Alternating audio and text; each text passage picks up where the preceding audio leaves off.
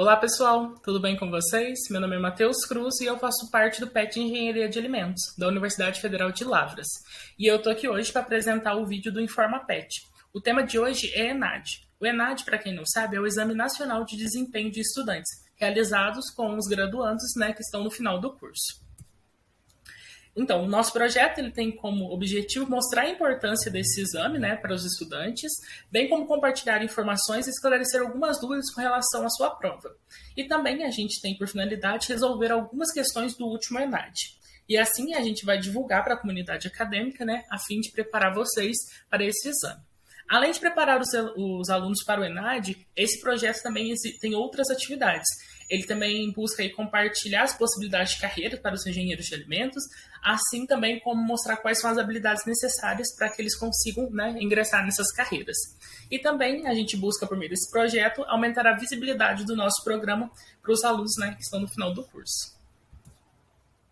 O ENAD que a gente escolheu para resolver as questões é o de 2019, que foi o último ENAD realizado para o curso de Engenharia de Alimentos. No caso desse vídeo aqui, que é a parte 1, eu vou estar resolvendo com vocês 3 questões, as questões 17 e 31 e a questão discursiva 3.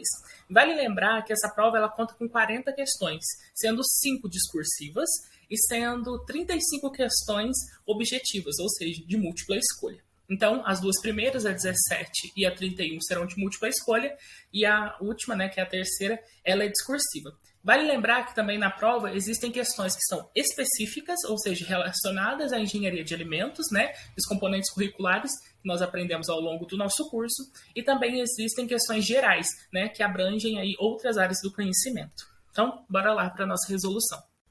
Bom, nós vamos dar início então pela questão 17, que traz o seguinte enunciado. O teste de aceitabilidade utilizando escala hedônica é uma das principais ferramentas sensoriais no desenvolvimento de produtos alimentícios. A tabela a seguir apresenta os resultados de uma análise sensorial, em que foi aplicado o teste de médias de Tukey, para avaliação de diferentes formulações. No caso aqui, as formulações 1, 2 e 3, apresentadas na tabela. Essa análise sensorial ela é relacionada ao iogurte com geleia de cajá. É importante a gente fazer uma análise da tabela, ou seja, a gente tem os atributos sensoriais aqui, que foram avaliados, a aparência, o odor, a cor, o sabor e a textura, e também temos aqui uma nota para a impressão global. Cada formulação recebeu uma nota, uma média aqui, onde a gente pode analisar, e se vocês notarem, todas as médias têm uma letrinha aqui em cima, que ela é explicada aqui embaixo. Ó. Letras diferentes na linha indicam diferença significativa no teste de Tukey, ou seja, apresenta uma diferença significativa maior do que 0,5. Para isso, agora então, a gente vai dar uma olhadinha então nas alternativas. A pergunta é a seguinte: considerando os resultados apresentados na tabela, considere as opções, assinale qual é a opção correta. A letra A diz que a coloração das amostras apresentou variações significativas entre as formulações desenvolvidas. Então, a gente vai voltar aqui na tabela e vai analisar a linha da cor. Se a gente analisar, a primeira formulação tem a letra a segunda formulação também tem a letra A, e a terceira formulação também apresenta a letra A.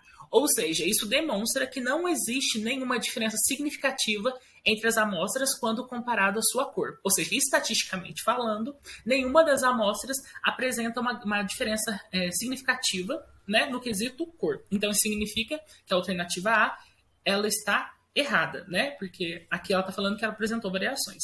A letra B afirma que, com relação aos atributos aparência e sabor, não houve diferenças significativas entre as formulações. Então, a gente vai lá ver aparência e sabor. A aparência, a gente já consegue notar que realmente, na verdade, existiu uma diferença, porque a formulação 1, ela é diferente da formulação 3, tá vendo? Uma apresenta A e a outra apresenta B. E a outra é o sabor. Com relação ao sabor, também existe diferença, pois a formulação 2, aqui a formulação 2 é diferente da formulação 3. Uma está com a letra A, a outra com a letra B. O que mostra que existe uma diferença aí significativa entre as amostras. Sendo assim, a alternativa B também está errada. Na letra C, fala que a aplicação do teste de médias de Tukey permitiu mensurar diferenças significativas no atributo de Odor. Vamos ver se a gente conseguiu mensurar realmente essas diferenças. Vamos ver se tem diferença no odor. Com relação ao odor, não existe nenhuma diferença significativa. Todas as amostras, apresentam a letrinha A, em cima das suas médias. Apesar de numericamente falando, né, existir uma diferença, e estatisticamente falando, né, essa diferença, ela não é comprovada. Agora vamos para a quarta alternativa, né, que é a alternativa D. A impressão global obtida pelas formulações desenvolvidas apresentou diferença significativa ao nível, né, de 5% de significância. Então, impressão global. A impressão global também não apresentou diferença significativa. Olha, todas elas apresentam a letra A. E por fim, né, nós temos a letra E, que diz que a formulação F3, né, apresentou diferença significativa no atributo de textura, quando comparada com as formulações 1 e 2, né, que não se diferenciaram entre si. Então, a gente vai ver o atributo de textura. Olha, no atributo de textura, a formulação 1 e a formulação 2 elas são iguais, igual eu estava falando lá, né, na alternativa E. As duas apresentam a letra A. E a formulação 3 realmente é diferente das duas, pois ela tem aqui, né, a letrinha B. Sendo assim, a alternativa, né, que está com a opção correta é a alternativa E. Como vocês puderam notar na resolução desse exercício, a gente não necessitou de ter um decoreba, né? Não é o ENAD, né, em algumas questões, não é uma prova de decoreba.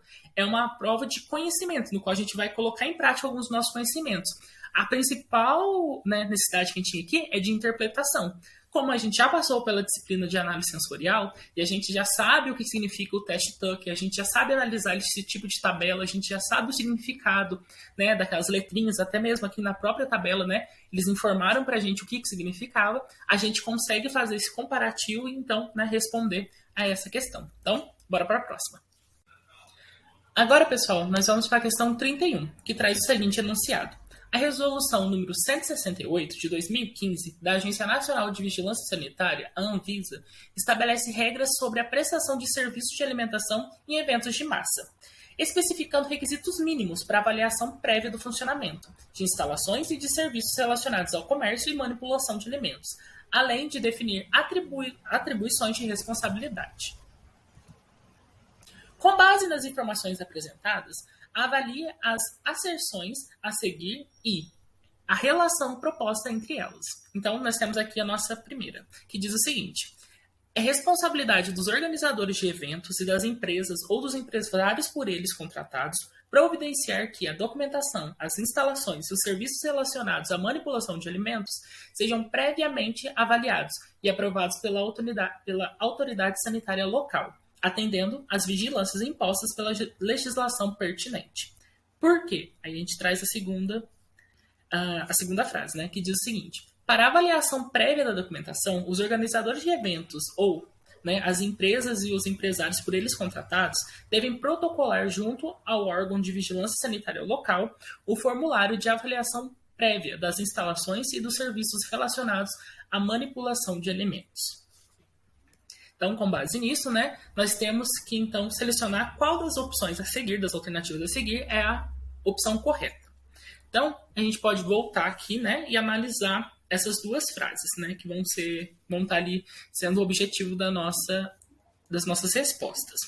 É interessante a gente notar que ele traz um texto introdutório, então é importante que a gente faça a interpretação desse texto, igual aconteceu na questão 17. Aqui ele fala que essa resolução aqui, né, da Anvisa, a resolução número 668, ela estabelece regras, né, para quando existem serviços de alimentação, no caso de eventos. Ou seja, existem requisitos que precisam ser atendidos, né, nesse tipo de funcionamento, relacionados à instalação, a serviços, né, principalmente quando existe aí o comércio e a manipulação de alimentos. E também que essa resolução ela atribui essa responsabilidade a alguém. As questões, elas dizem, né, que, no caso, essa responsabilidade é dos organizadores dos eventos, ou se não das empresas, né, empresários que são contratados, né, para realizar, que eles precisem ir atrás dessa documentação relacionada às instalações e aos serviços, igual foi dito ali no texto anterior, e, né, relacionados, então, à manipulação de alimentos, e que esse serviço eles precisam ser previamente avaliados, que é o que é explicado na parte 2, que fala, né, que essa avaliação ela tem que ser feita previamente por esses organizadores, através, né, da realização do preenchimento desse formulário de avaliação prévia das instalações e dos serviços relacionados à manipulação de alimentos. O que a gente já sabe, né, a gente que, né, vem desenvolvendo, principalmente quem passou aí pela disciplina de qualidade, sabe que isso está correto. Toda vez que a gente vai realizar algum evento, né, ou qualquer outro tipo de, né, ou qualquer outro tipo de estabelecimento, né, que trabalha aí com essa parte de manipulação de alimentos, é muito importante que exista essa aprovação, né, da autoridade sanitária local para que isso aconteça. Sendo assim, a gente sabe que as duas alternativas elas estão corretas e que a alternativa 2 ela está explicando, né, o que está sendo dito na 1. Então agora a gente tem que encontrar qual alternativa faz esse link. Se a gente começar de baixo para cima, né, que aqui embaixo eu já estou vendo que estão falando aqui que essas duas, né, frases, essas duas asserções, elas são falsas, ou que já está errado. Então a gente descarta a letra E. A letra D fala que a asserção 1 é uma proposição falsa, né? E que a questão e a número 2 é verdadeira. Errado, porque a gente sabe que as duas são verdadeiras. A letra C fala que só a primeira é verdadeira e que a segunda é falsa, também está errado. A letra B já fala que as duas são verdadeiras. Porém, ela fala que a 2 não é uma justificativa da 1. E a gente já viu que ela é uma justificativa. Então, tem que ser a letra A. Vamos ver se a letra A está certinha. A letra A fala que a número 1 e a número 2 elas são verdadeiras, sendo a 2 uma justificativa correta, né, da primeira parte. Ou seja, isso está certo.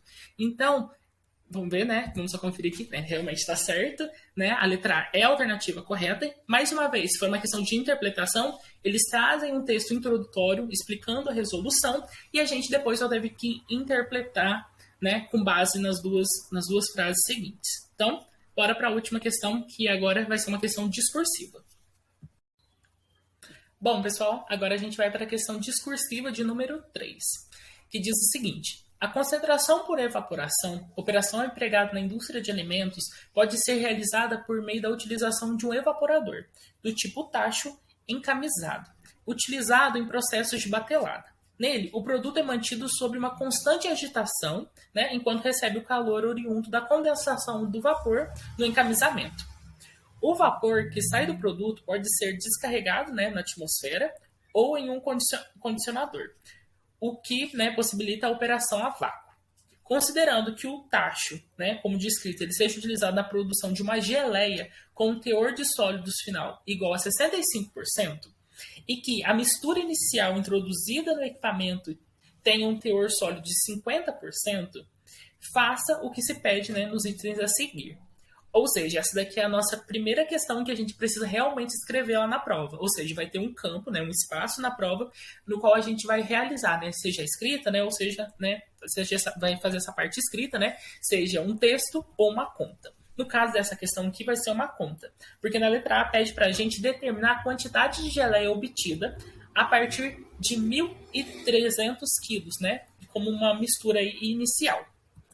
Quem fez a disciplina aí de TCM com a Bruna sabe que o primeiro passo para esse tipo de exercício é a gente colocar, né, todos os dados. Então, vamos colocar os dados aqui certinhos. O primeiro deles, né, já fala aqui no enunciado da alternativa A, que diz que a massa do produto inicial é de 1.300 quilos. Lembrando que a gente não pode esquecer das unidades. Então, 1.300 quilos, no qual vai ser caracterizado pela letra M1, né, pela expressão aqui M1. O M2 é o produto final, que é o que a gente quer descobrir, que é a quantidade de geleia, né, obtida ao final desse produto.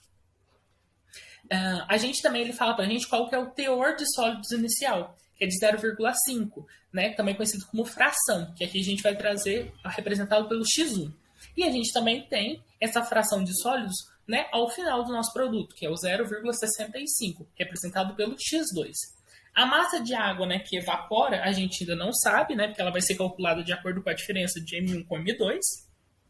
E ele também apresenta para a gente a taxa de evaporação da água do produto, ou seja, que é de 5 kg por minuto. E o tempo desse processo a gente também não sabe, já que a gente não conhece ainda todas as nossas expressões aqui. Então, com base nesses dados, a gente vai fazer uma determinação do balanço de massa, ou seja, o clássico balanço de massa que a gente utiliza, né, ao longo de muitas disciplinas, né, que a gente aprende desde o começo do curso. Então a gente vai considerar, né, que a quantidade de sólidos do início do processo é igual à quantidade de sólidos, né, no final. Então a gente vai montar a seguinte expressão: M1 vezes X1 é igual a M2 vezes X2. Como o que a gente quer encontrar é a massa final, ou seja, a massa 2, a gente vai isolar ela, né, realizar os cálculos aqui, né, colocar os respectivos valores para M1, para X1 e para X2, e a gente vai descobrir que a massa 2, né, a massa final, ela vai ser de 1.000 kg após todo o processo. Ou seja, aqui a gente já consegue acertar metade da questão, ou seja, a alternativa A correta. Então, a gente pode partir para a segunda parte, que é a alternativa B, no qual ela pede para a gente determinar qual é o tempo que dura, então, para a concentração no tacho, considerando que a taxa de vaporização é praticamente constante, ou seja, ela é igual a 5 kg por minuto, ou seja, essa taxa ela não varia ao longo do nosso processo. Então, a gente quer descobrir o tempo. Para descobrir o tempo, primeiro a gente tem que calcular qual que é a massa de evaporação no processo, né? Como eu já disse anteriormente, ela é a diferença da massa inicial para a massa final. A massa inicial, a gente sabe que é 1.300 kg. A massa final é 1.000 kg, né? Que a gente já descobriu na alternativa A. Então, 1.300 menos 1.000, 300 quilos, né, é a massa de evaporação, né, que é a massa evaporada. Com base nisso, agora sim a gente consegue determinar o tempo. Como é que a gente determina o tempo? A gente agora tem a massa evaporada e a gente tem, né, a taxa de evaporação. Então, basta a gente fazer a divisão, né, de uma pela outra. Então, a gente vai pegar os 300 quilos, né, de massa evaporada e vai dividir pela taxa de evaporação, que é 5 quilos por minuto. Lembrando que a gente vai cortar as unidades aqui, né, coisa bem simples, quilo com quilo, vai sobrar para a gente só os minutos, né, no caso 60 minutos, o que a gente pode transformar também aí em 1 hora. Sendo assim, a gente tem na resolução desse exercício que, na letra A gente descobriu qual era a massa, né, final, 1.000 quilos, e com base nela a gente conseguiu, então, resolver a questão B, que queria saber qual era o tempo, né, durante o processo, né, de concentração dentro do tacho. Ou seja, essa geleia, para ela chegar, né, ao seu resultado, ao seu produto final, ela precisa ficar 1 hora no tacho. E a gente sabe que o produto final vai ser de 1.000 quilos. Eu espero que vocês tenham gostado aí dessa primeira parte apresentada por mim. Essa é a primeira parte de uma série de vídeos aqui, né, no nosso canal, no YouTube. A gente ainda tem mais 6 partes, né? Ou seja, vão ser outros membros aqui do PET que também fazem parte, né, do projeto, que vão estar resolvendo outras questões também do ENAD de 2019, para que você se sinta aí cada vez mais preparado para o próximo ENAD. Gostaria de agradecer a atenção de todos até aqui e lembrar, né, caso vocês queiram conhecer outros projetos nossos, além do InformaPet, acesse aí as nossas redes sociais, né, a nossa principal rede social, que é o Instagram, @PetElementosUFLA. Segue a gente lá, por lá vocês vão ficar por dentro de tudo que a gente faz aí, né, ao longo do ano, todos os nossos projetos, todas as nossas palestras, né, todas as informações que a gente disponibiliza para vocês. Muito obrigado pela atenção e até a próxima.